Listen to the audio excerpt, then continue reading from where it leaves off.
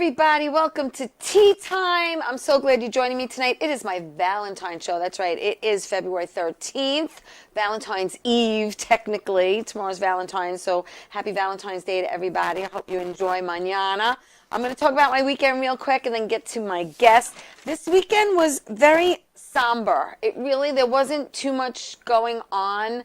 Unfortunately, I found out that a friend of mine, her mom passed away, 100 years old. So I want to give a shout out to Mrs. Anita Blank. Give Betsy a big hug for me, and God bless that you saw 100. She would have been 101 in July, and I was just saying that the other day. So basically, Friday I was home, Saturday I was home, Sunday was a Super Bowl. Congratulations to Kansas City. They won yesterday. It was a really good game. I enjoyed watching it. And I was at my sister's in Dix Hills, enjoying time with the familia. That's what I did yesterday. Just surround myself with my family and love. It's all about love. And it's Valentine's month.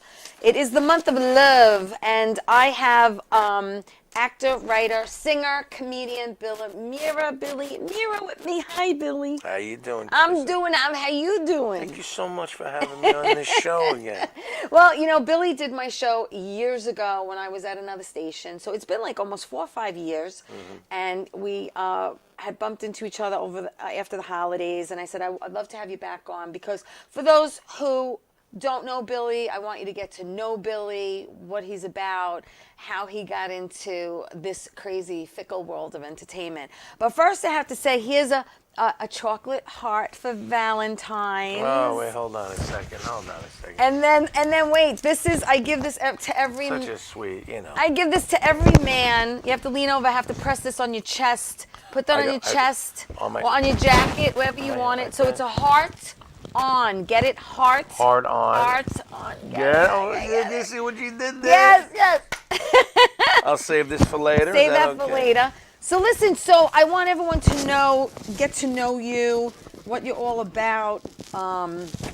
So where are you originally from? You originally from Westbury? Originally? No, I'm originally from Mineola. Are you originally from Mineola? Originally from Mineola. All right, interesting. Yeah. Because you kind of moved around a little bit of Long Island. Yeah, right? well, I mean, over the years. But I went from Mineola, and then we settled in when I was about 11. Westbury. Yes, and you actually went to W.T. Clark High School? Yes, I did. Did you go? And East Meadow. I'm one of the, yes. Yes, you see, I got that down here. You went to East Meadow High School also. Yes, I did. And let's start off by saying that your drama teacher recognized your potential. Yes, he did. And he actually told you and encouraged you to pursue acting. Yes. How did you know, Mr. Hershkowitz? Listen, I know everything. I know a lot of things. But your heart, your passion has always been singing and music. So it's so funny you said that, because you don't realize at such a young age what influence those teachers have, those music teachers or those chorus teachers in elementary school, all the way up through high school. Yeah. And I remember the first thing was I had a music teacher who I would sing in chorus, and she would go, you have a really good voice. And then she would keep going on, and you would do all those songs that everybody, their standard tunes. Yeah. So that sticks with you as a kid. You go, I'm a singer. I'm a singer. And then we had drama, and that's when your elementary school teacher would put on the classes, the plays. Yes. And I remember I was picked for every one of them. Yes. And I was good at creative writing. Couldn't excel at the other, subjects there. The exception of maybe social studies and science, and But I, and then I remember creative writing. I remember at a young age really turning me on, and I would sit and write, and then I would come in the next day, and look to perform that particular creative writing thing. Right. Whereas I saw the other kids were kind of like, I don't want to get up and play, Yeah. But to me, it was like, they'd give you like a sentence, Right. Yeah. And the cat goes meow. Make a story out of it there, young Betsy, and then, you'd go in and they'd give you whatever it was. They'd be like, oh, man, let it be something good. And I'd be like, I don't care. The next thing you know, you'd write like a book on it, you know. So I always thought that was great. I don't know if they still do that in school. I don't know. I mean, I would hope so, because I Those were know great. back in the day I was in chorus and we did a lot of theater and acting, and that's where I know I shined and where my heart was.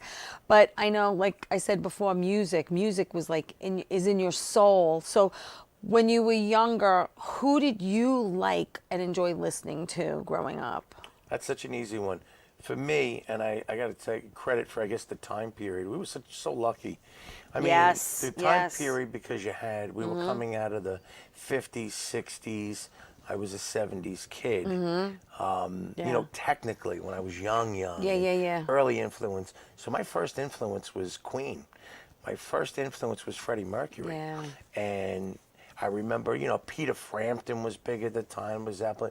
But for me, something about Queen drew me right to Queen. Yeah. And I stayed a Queen fan for many years.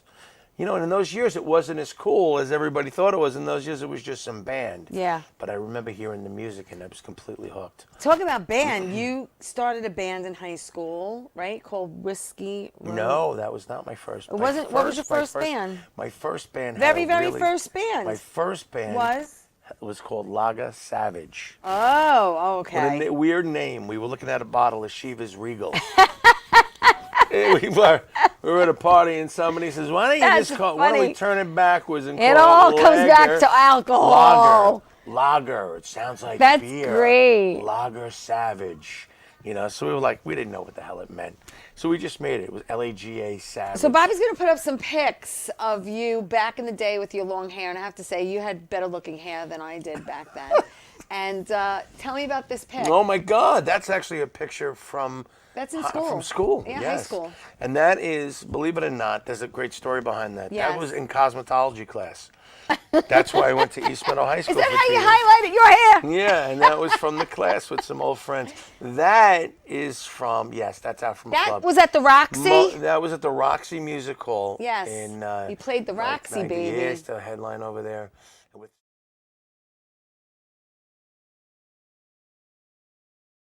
shows and stuff. It was great. Yeah, those are great times. Yeah, I know. It's like, that's like when you started playing at like 10:30, 11 o'clock at night, and you like went till like 3, 4 in the morning, and they're yelling, encore, encore. Yeah, you know what I mean? yeah, And it's yeah. like, now it's like, people I think about it are now. heading out the door at midnight. I think, what time's your band going on? We go, get it on 8 o'clock, man. I'm like, we were getting to the club at 8 o'clock. 8 o'clock.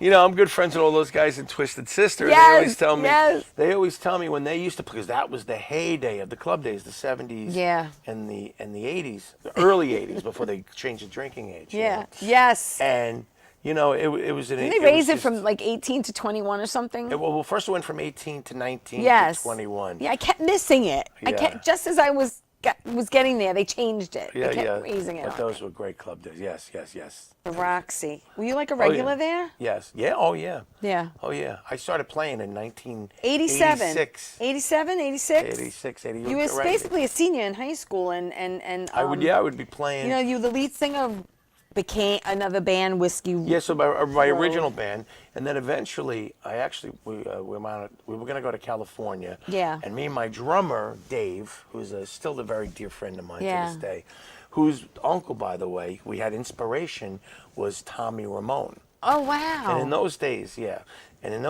we were like, it was like, oh, your uncle did really well, so we could do something. We went to heavy metal, though. Yeah. You got to remember, this is the 80s. Yes. You know, they weren't Yes. the Ramones, the classic Ramones that they had become. Yeah. So to us, it was like, well, you know, you knew somebody else who had got a record deal. We knew he was a signed artist. And we started it, and we originally had started this band, and then we went out to Florida, and then we wound up meeting these guys just before we left, and we wound up coming back, and that's how Whiskey Road was formed. Yeah. And then how long was the band together? 8, 9 years. Wow. 8, 9 years. We were in the New York Music Awards. Right. In 1989. Yeah.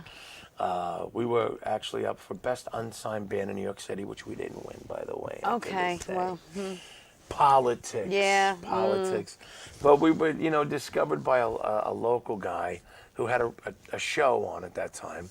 And he said, I like these guys. They got a cool look. They got a good sound. Yeah. They're young. We were like Yeah. 19 at Now, the you were time. doing at the time, were you doing covers and originals?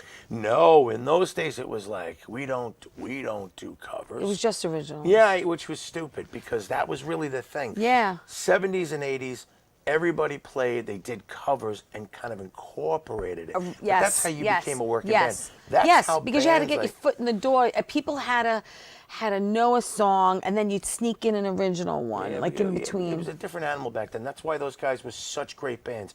You look at some of the island bands you hear about, Zebra and Yes, PS yep. and all these other guys. These guys were working pros because they did it every night until, like we were talking before, Yeah. 3 or 4 in the morning, and that was the Yeah. point of my story before. Those guys will work until 3. They do 5 sets a night, 6, 7 nights a week. Nobody does that I mean, today. it's Nobody. you wouldn't there's nowhere to work, and they No. were working clubs on Long Island all the way up to Yeah. Connecticut, Yeah. Jersey, Westchester, upstate.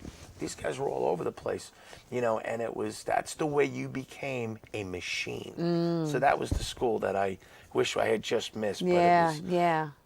that was great. It was great in those days. So I wanted to play as much as possible. And then the grunge scene came along and changed It everything. destroyed my career. It changed everything. as I fate didn't like that. Yeah, era. I liked. I Me, liked not certain me aspects. personally, but I liked certain aspects of grunge. I All thought right. were pretty cool. you're talking to a disco girl. I know. I love disco too. I know. You know what I'm talking about, right? All right. But it's all right. But no, I loved all of it. I wasn't one of Yeah. those guys who was like, No, I'm a I rock really, guy. I mean, I I'm a liked, rock guy. I liked everything. I love liked, the Bee Gees. I never Oh. understood how they got a bad rap. You know? I One of the loved- greatest, No, unbelievable vocal artists. Oh, yeah. Vocal bands. I mean, I love all types of music, but the only music I really couldn't get into was the grunge. Anything like screaming, just screaming. See, now I that's wanna, weird. I wanna hear lyrics. I wanna know the lyrics. I wanna sing along to the song. I know. See, that was me. I never really got into and I have nothing against it, with some of the thrash metal bands, which were from my time. Yes. I was never really Yeah. into that hard. Yeah. I liked Metallica. I thought Metallica Yeah. did a great Yeah. version of that, and Yeah. they really expanded Yeah. on it. But yeah, I liked grunge. You had Soundgarden with Chris Cornell, all those guys. It was, There were it was great. a couple of sprinkles, couple of songs. Listen, There was a couple of you got grunge We're guys, gonna right? before we go to my first break, I just want to give some shout outs. Hello, Michael Norton is watching from Florida.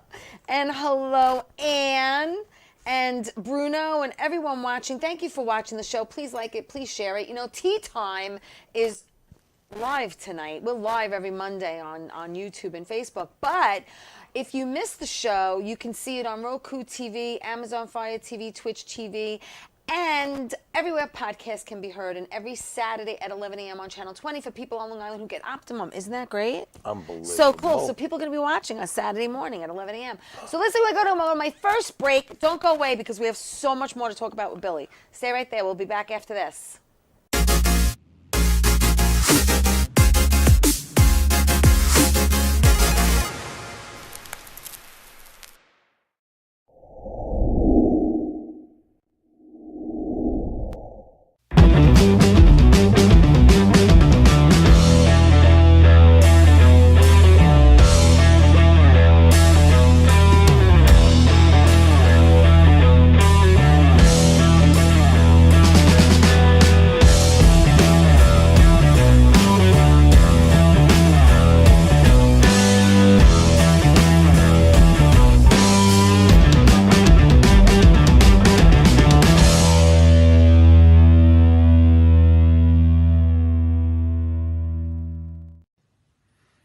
Well, hi there, Teresa. It's John York from General Hospital. I am just checking in because apparently you have a great talk show called Tea Time on Strong Island TV. I want you to have continued great success and have a lot of fun. It sounds like you're having a lot of fun, and that's pretty much the key to everything, isn't it? So continued success. I'm proud of you. Have a great day, Teresa. Bye. Hey everybody, welcome back to Tea Time. I'm so glad you're joining me tonight. It's my special Valentine's show. It's actually Valentine's Eve, but it is the month of love. And I'm here with someone I love. He's a good friend of mine. He's a singer, he's an actor, he's a comedian. He doesn't impressions. Wait till you hear some of them. We're going to get to them too. Billy Mira is here, and I'm excited to have him back. It's been a while since he's been on Tea Time with me, and we were talking about him growing up on Long Island and how he got into singing and music and a band, and that's when things kind of took off. After high school, you actually went to Nassau Community College Yes, for I a little did. stint. You know, I did.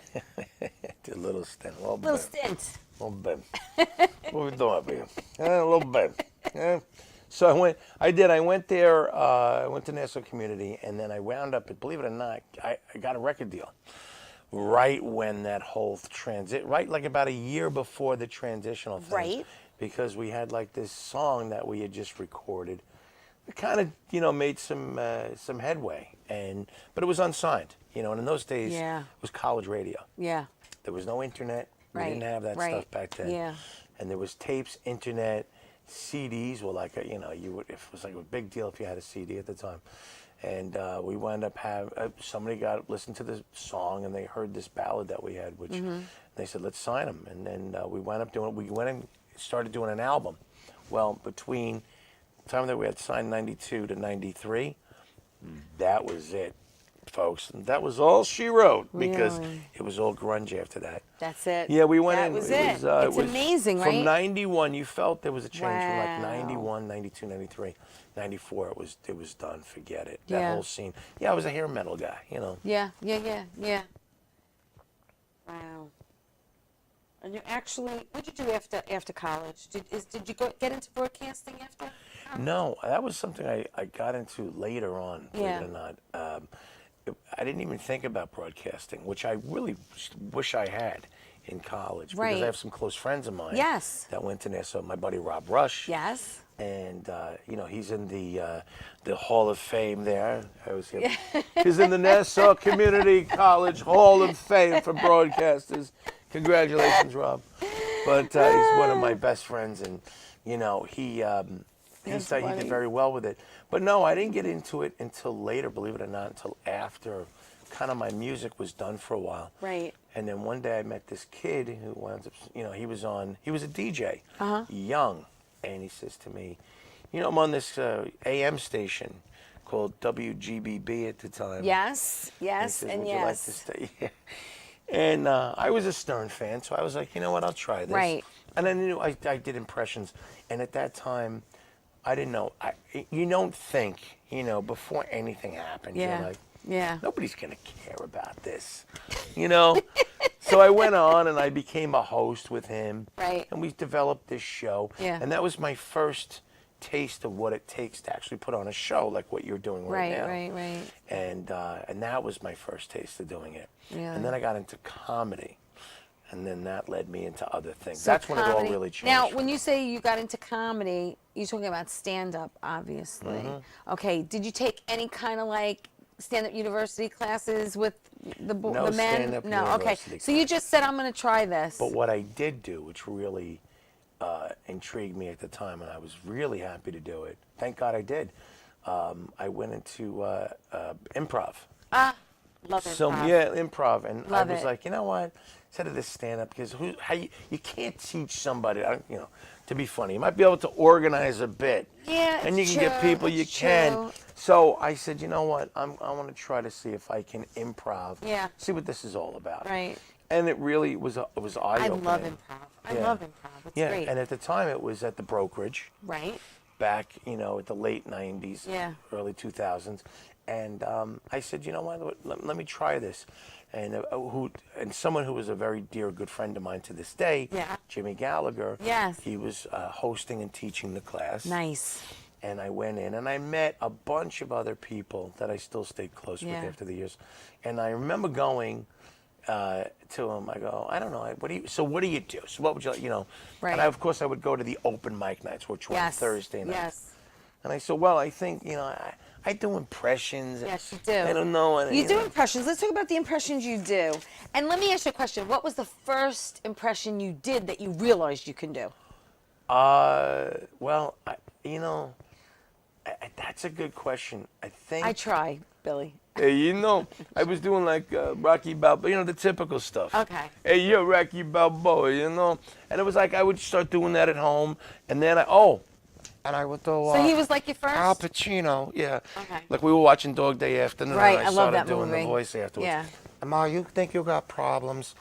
I got a guy here, you know, and I would start talking to her, you know, at the dinner table. Yeah, and she'd yeah, be like, hey, you know, it's cute, you know, he's doing Dog Day Afternoon. He's freaking kid's out of his mind.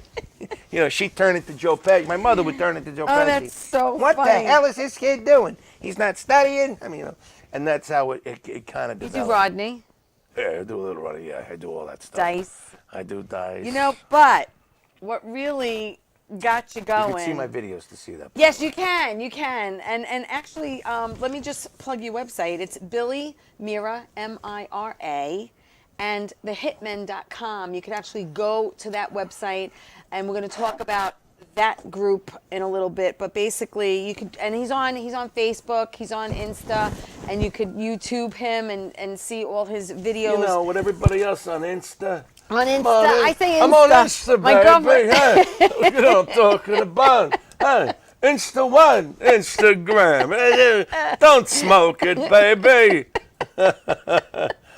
Come on, T. I love when you do friggin' your voices. They're just. This is hot coffee. I think he's trying to kill me. It's very hot. Oof, It just came out of the machine over there. But listen, but what really landed you a gig, and this is a crazy, crazy story. It is a crazy But story. you It's a one in a million It's a one in a million story. Yeah. This is like a fairy tale. Okay, so you're a big Stern fan, and you decide one day to make a phone call. So tell everyone about that phone call. Yeah, so that kind of leads into why I'm really good friends with Rob Rush to Right. this day. And at the time, I was like, what am I going to do with these? What am I going to do with these voices? I don't know. So I remember I started calling in the radio stations, and one of my first people... I love this story. Whoever put me It's such in, a great story. it's a great, was Donna put me on. I stopped in one day. Yes. And she was really nice, and she actually, Yeah. I started doing Sammy Hagar and David Lee Roth, no, Ozzy and Sammy Hagar Right. live. Yeah. And she was like, wow. And people started coming there. They really thought they were there. Yeah. And then I was like, maybe I'm onto something. Yeah. She was like, Yeah. that's great. You did a great job. Right. You know, and I was like all proud. I was, I'm also doing improv at the brokerage. I'm there every, like I was a big, and she's like, okay, great, So then I wound up calling up my buddy who was on a rock station at the time, which was The Bone, which was out east. Right. And I started doing voices, David Lee, and he would always put me on. He'd record them. Right. And he would put them on the air. Yeah. So I got up the nerve one day, and I picked up the phone, Right. and I heard Ozzy Osbourne in the studio With Howard Stern. Stern. Right. And I think he was with one of his kids. Right. And I got on the phone, and I started doing the impression. Right. Well, within 2 seconds, Howard goes, he hangs up the phone on me. He hangs up on you. I was like, bummed. I was like super bummed. Yeah. Well, that night, I went out to do a set of comedy. Right. And I walk in, and I'm kind of like bummed out, and I run into a close friend of ours, Tony Landolfi, another comedian. Tony, yes, we know Tony. He's a And, fellow comic. And yeah. you're telling him the story. I'm telling him the story. I'm like, I thought I did the greatest impression. He's like, He's like, what the hell's the matter with you? Get that puss off your face. And he sounds just like that. Somebody said, I thought I did the greatest Ozzy impression. He goes, so the guy sitting next to him was Sal, the stockbroker at the time. Right. And he goes, you're the guy who did the Ozzy voice on the Stern Show? Right. Everybody's trying to figure out why Howard hung up on that Right. guy. But it was out of respect for Ozzy. Right. Because I found out years later because I became part of the show. Correct. So it was like, he's like, if you could convince, and he picked up the phone, and we called Kamal from the Jerky Boys. Okay. If you can convince him you're Ozzy, Yeah. I'll have you on the show within 7 days. Wow. Well, naturally I started. Yeah, but now what's convincing the odds of Sal being there that That's night? what I mean, it's like a because, one- you and I say the same thing. There are no... No, me No. and Rob always say that. There's no coincidences Me in and life. my buddy Rob, we always have our talk walks. Right. Walkie-talkie, Right. we call it. And we always walk around, and we always say there's no... There's no coincidences. You know It's what- true. I say there's no You know what accidents, happened on there's no Tuesday night? coincidences. There's no coincidences. No, My friend, no, it's true, but it's true. No I mean, but he was coincidence. there. He was here. He was there. He overhears the conversation, and then you get on the phone, He got on the phone. and then so now now you're on Stern. Now I'm like, you got to remember, this is years of failed record deals and this. Right, When I say right. failed, It's just everything is a frustration. success. It's a lot of Everything is a frustration, step. but it's Let's say that frustration. It wasn't as successful as you No, thought it was no. going to be. So then, you meet him, and I'm like, yeah, whatever. Next thing you know, he's calling me. He's Yeah. blowing up my phone. Yeah. We got to use you, because at the time, the Osbournes was really hot. Yes. Really, Yes. really hot. Yes. So nobody did an Ozzy Osbourne like that. Right. So I wound up doing the impression, and we recorded this bit. It was literally unheard of at the time. Okay. This is when Howard was really doing different things. Right. I mean, before what he's doing now. Yeah. And terrestrial, no less. And it was like a 10 to 15 minute long bit. Wow. It's unheard of. If anybody knows anything about radio, Yeah. you don't do anything No. anything over a minute, minute Yeah. and a half is long. That's really, really, So really long. it was a really long bit, Yeah. and we recorded it, and I'm like, there's no way they're playing this. And it happened to have me, another character on the show, and a couple of other characters plus Sal. Yeah. And I'm like, yeah, whatever. They're never recording that, right? And I am there one day, it was a morning, and I'm Yeah. in my car, and I'm listening to the radio, and the next thing you know, I'm driving, and I hear one of them being an Ozzy Osbourne. It's Howard talking. And I'm like, there's no way. There's no way. That's good. And when that moment happens, Oh, wow. because now you got to remember, Ozzy's hot. Howard's the biggest show in the world. Yes. Yeah. It's the biggest. Yeah. Everybody's dying to be on that Yeah. show. Yeah. That's it. It's like the Tonight Show of radio. Yes. And and when that moment happens, and the last thing I remember hearing Howard going, Howard wants to know my name, and that I was going to be on his show every day now. Wow. And which led me into a year of, appearances, working with them, working very closely, Yeah. and really doing a lot of stuff that catapulted. So were you more in studio than out of studio? And then doing appearances for Well, across that's the the whole thing. country. You were I able went from to- being an obscure, you go, you get to that, but yeah, right. You were the okay. most. I know, anybody. You were the most unfamous, famous person. That's what I used to say. Because people knew your voice and they knew the impressions that To you this did, day. but they didn't know what you looked To like. this day, I mean, even the people who saw Howard TV, and I changed my look so much that sometimes I don't even look like I did 10 years ago. So Right. they don't even know when they're looking Right. at me. Yeah. I can't tell you how many times somebody said, like, wait a minute, Billy Mira, the guy who did, not that guy. You're that guy? Yeah. Right, yeah. right. They're like, oh my God, I was the biggest fan. Hey, can I take a picture? I had no idea that was you. So they don't know. Yeah, But it was yeah. all off of my voices back then. Well, speaking about off your voices, would Ozzy like to throw the commercial What break? are we going to do? I got a break. I got to go to the bathroom, We'll be right back with Billy Mira. Don't go away.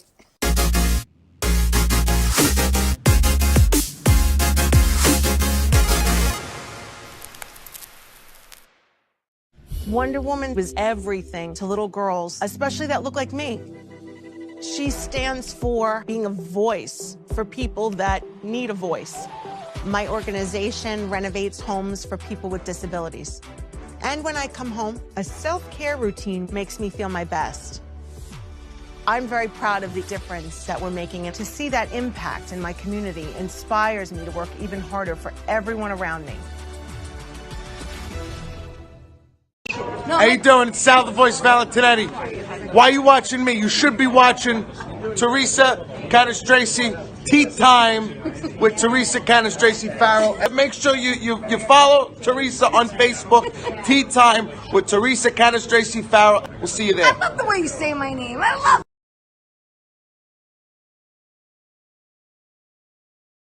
Hey everybody, welcome back to Tea Time.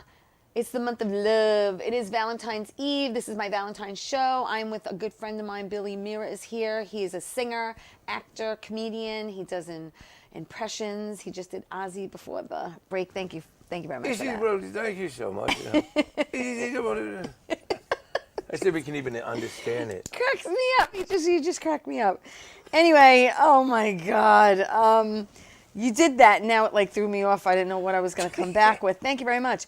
I just want to say, and thank you for reminding me, March 4th and March 11th, 2 Saturday nights, I will be appearing in the Giggle Room at Governor's Comedy Club. So if you're not doing anything either one of those nights, please come out and see me. Come up to me, say hello, let me know you're there. It's going to be a fun night. The Giggle Room is a very intimate room. It seats about 90. It's really, really nice. So March 4th, March 11th, come out to Governor's Giggle Room. And again, you could go to BillyMiraandtheHitmen.com because that's his website, and you could see where he's going to be performing. Which one of his upcoming shows is actually going to be at the Argyle Theater? I'm doing an appearance at March 27th at, if you like cigars, I'm doing the Max's Cigar event on March. That's with the whole big band. Max's Cigar. Where's that? March 27th at the Jericho Terrace. Oh, Jericho Terrace. That's where I got married the second time. Yeah. That's what we like to do. We like to. I'm in love with being in love. You know what I'm saying? As we figured Valentine's Day, you know what I Keep mean? doing it till you get it right. You could wind up at the Jericho Terrace too. Yeah, March 27th, and then April 14th. April 14th, Argyle Theater. Argyle Theater. Argyle Theater is a beautiful theater. I just saw Dave Revels there with the Persuasions and Tanisha Gary, who I had on my show, who did Aretha Franklin. And you're going to be there too. April And they gave you a shout out the night I was there. They said, Billy Mira and the Hitmen are going to be here April 14th. So it's a beautiful theater. It's a beautiful nice. Broadway theater. It's a great. It's a Broadway on Long Island theater. Yeah. And it's really an amazing place. And I'm also going to be joined by my friends, how much I'm not going to say, from the Stern Show. Okay. From Satellite Radio, Sal Governale. Yes. Is definitely going to be, he's confirmed to be with me. Oh, nice. And we're going to do something, because we did a bunch of Christmas shows. Yes, that you did did. very well at Yes, Governor's. yes. And they sold out. We could have probably sold out one show after the other. Yeah, you probably could have done. So we're going to tour, and we're going to do that this year. Nice. So if you want, you can always go to BillyMira.com or BillyandSalShow.com or Sal and Billy Show. Okay. We got it. So Nice. either way, it's all going to let you know the dates. We're going to do the Christmas spectacular shows. Nice.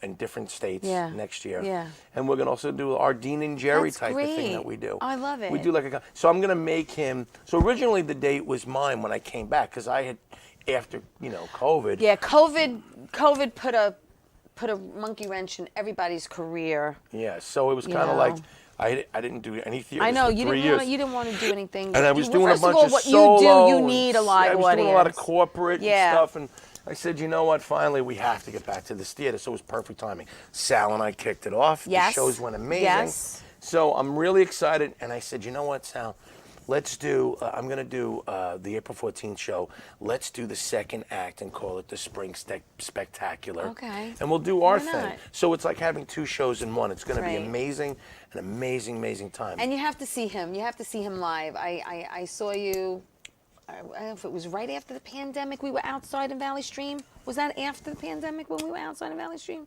Oh yeah, it was right. It was It was around like that was one of the That was very like one of the rare- very first shows you did, one right? of the rare, it was I was just doing music then and kind of went, but yes, we were kind of came out. The town had asked me, we'll do the show if you'll show up, and I said. If I show up, what are you kidding me? So I was like, what? You have to hold me back. You've been waiting. This Yeah. is what It you was want to just do. so we went out and it was out in the open. It was a great show. They have a nice outdoor. Yeah, it's like an theater, amphitheater. An amphitheater Yeah. over there, and I did it. Yeah, we've done every amphitheater on the. It was Island, too. It was a great Yeah. show. You have to see. You have to. First of all, I love. But to see it in a theater is even. That's the whole even thing. the outdoor auditoriums at Yeah. school, because we do the music portion of it. Right. But to see it in a theater is really cool. Because I love the sounds of a big band, and Billy has horns, and it's how many pieces is the They're band? the horniest guys I know, But yeah, it all depends. It's I know it varies, it's and anywhere, each show's The different. show is anywhere from 9 to 15 people. Yeah. Depending if there's backup singers. Yes. And sometimes I'll use backup girls, dancers. Right. A female. Yeah. So it all depends on the show that we write. Yeah. Which I'm is an always alto. different. I'm an alto. Yeah, an alto de Doro. Yeah, I'm an alto too. Alto de Doro. So just to back up a little bit, in 2011 to 2013, you actually moved to Vegas. You were living in Vegas, and you Yes. were working for Fox Sports 920, doing something called the MMA Fight Connect Corner, something like that. Is that what you were doing? The MMA Fight Connection. MMA Fight Corner. Only heard on MMA Fight Corner. MMA Fight Corner. What were you doing back then? You got into wrestling. You got into doing It wasn't something with wrestling. It was mixed martial arts. Mixed martial arts. I'm It was, sorry. yeah, Please that was forgive another me. fluke. Talking about another fluky thing of mine. Yeah, but you did that for a couple of years. Yeah, I did that for a while. It was fun. It was fun. Just something to do. Yeah. Yeah, you know. Just something to add on the resume. On the resume, you know, Fox 5 TV. And I did that. I did that 2011 till about 2013. Right. Yeah. And then you're like, I gotta go back to New York. Yeah, we were close with the UFC. It was great. It was great. It really was a lot of fun. Did you get into the ring at all, ever? No, to fight, no. I trained. I did train. You did? I did train. Yeah. I remember when I got out there, I was, because I'm Italian. You know, I'm Italian, and we have a tendency to put on weight, you know. Like Very easily. So all you have to do is tell me I'm going to be on television on stage. I'm like, oh, I start the diet immediately. That's it. I'm cutting out everything. Oh my God. Typical Carbs? stuff. What do you mean? No pasta? I'm no cutting Italian everything. bread? What are you talking about? Yeah, so I wound up training at Randy Couture's gym out there, which took me, we started off on Fox Sports Radio, and I wound up doing a thing. I would work on 92.3, which was their big station. Yes. And I was there Monday mornings, and I would do the big teas, and then I was on, Fox Sports Radio. Yeah. And then after about 5 months, they said, we're going to take it to Fox 5 Television, and you're going to be the new guy. I said, well, great. That's a good thing, because I was disgusted when I got out there, and I was looking in the mirror. I was like, oh my God. But luckily, I was training. Yes. And I was dripping. I was just getting into great shape, and I got down to being like this and everything. And I was like, wow, it would just happen to be the timing was good. So then we did that. I went to Fox 5 Television, and we did it for a while, and I had such a good time broadcasting from the Hard Rock Hotel and Casino. No, it's cool. No, Yeah. it's a lot of fun. It was great. It was such a good time. Yeah. I have so many dear friends that if anybody out there in Vegas is watching this, I miss you guys. But you know that because I still talk to you. Comedian Mark DeMeo just moved to Vegas. Oh, I used to know Mark. We used to do Mark I DeMeo, love him. great And he guy. just He's like an moved to ex-cop or Vegas. something, Yes, yeah. yes. I had him on the show not that long ago. Yeah, he wound up. We were hosting at Pips in Brooklyn. Oh my God, I did together. Pips back in the early '90s. Back in the Yeah, that was day. Dice's. That was Dice's home club. No. That's what it was like going into that club. Yeah. No. Yeah. Go in there. Yeah, Yeah. So it was a lot of fun. I did Pips once, and they said if you can do Pips and have a halfway decent to good show, you can really do any crowd. You could perform anywhere. You so could that perform was anywhere. just anybody knows. If you could perform there, and that's why it was the greatest thing. Well, I have to say I did really well at Pips. So did good. I did. They liked me. I was like, they like me. They're laughing. Yeah. It was so much fun. It was a great club. I was heartbroken when they left. But they were the oldest comedy club in the country. Yeah, they were. They were the original comedy club in the country, and it's such a... Did you ever do Grandpa's in Staten Italy? I did not. Oh, that was another fun one to do. Yeah, that was before my... Some of that stuff was before my time. Did you do Jimmy's Comedy Alley in Queens? No, I did not. So did you stay on the island a lot and then go into the city? No, because when you I were was doing? too busy touring. But then, Yahas was, below me, I'm only kidding. But I did do Caroline's on Broadway, a little place. Yeah, I did Caroline's once. And Yeah. Eddie Brill, shout out to Eddie Brill, was the host that night. It's weird. I remember going back so much. I remember Jessica Kirsten. She was was the host. Yeah. And it's like she was the host back then. And all those. So me and Sal would go to Gotham Comedy Club in the Comedy Cellar. Yeah. And we go there, and to become friends with all these guys. Yeah. Or know these people years later. Yeah. Like the first time I was ever on Stern, Dave Attell was on. Oh, I love Dave. Yeah, it's crazy. It was like one of those creative things. He's like in the recordings. Yeah. And these are like all the guys you're like, I'm never gonna work with these people. And But then you never know. You never know. your When we mind. were at the other studio, Artie Lang was there.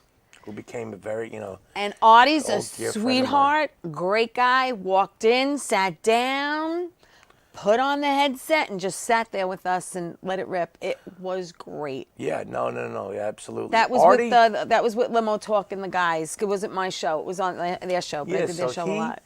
Speaking of Artie, so Artie was one of those guys when I first got on Stern. I remember sitting next to him, and I remember Yeah. the first time I was in studio, I was dressed as Ozzy. I had the whole outfit on.